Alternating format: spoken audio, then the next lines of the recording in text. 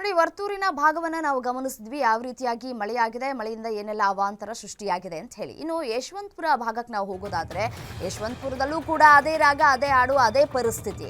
ವರುಣನ ಅಬ್ಬರಕ್ಕೆ ಇಡೀ ಬೆಂಗಳೂರೇ ಅಯೋಮಯ ಆಗೋಗ್ಬಿಟ್ಟಿದೆ. ಸರ್ಜಾಪುರ ಭಾಗದಲ್ಲಿ ಸುರಿದಂತಹ ಭಾರೀ ಮಳೆ, ಯಶವಂತಪುರದಲ್ಲೂ ಕೂಡ ಮಳೆ ಅವಾಂತರವನ್ನ ಸೃಷ್ಟಿ ಮಾಡಿದೆ. ಕಾರ್ಪೊರೇಷನ್ ಬಿಟಿಎಂ ಲೇಔಟ್ನಲ್ಲೂ ಮಳೆಯ ನೀರು ನುಗ್ಗಿದೆ. ಕೆರೆಯಂತಾಗಿದ್ದಾವೆ ರಸ್ತೆಗಳು. ವಾಹನ ಸವಾರರು ಪರದಾಟವನ್ನ ನಡೆಸ್ತಾ ಇದ್ದಾರೆ. ವರುಣನ ಅಬ್ಬರಕ್ಕೆ ಇಡೀ ಬೆಂಗಳೂರೇ ಅಯೋಮಯ ಆಗೋಗ್ಬಿಟ್ಟಿದೆ. ರಾತ್ರಿ ಅಷ್ಟರ ಮಟ್ಟಿಗೆ ಧಾರಾಕಾರ ಮಳೆಯಾಗಿದೆ. ಧಾರಾಕಾರ ಅನ್ನೋದಕ್ಕಿಂತಲೂ ಕೂಡ ನೋಡಿ, ರಣಚಂಡಿ ಮಳೆಯಾಗಿದೆ.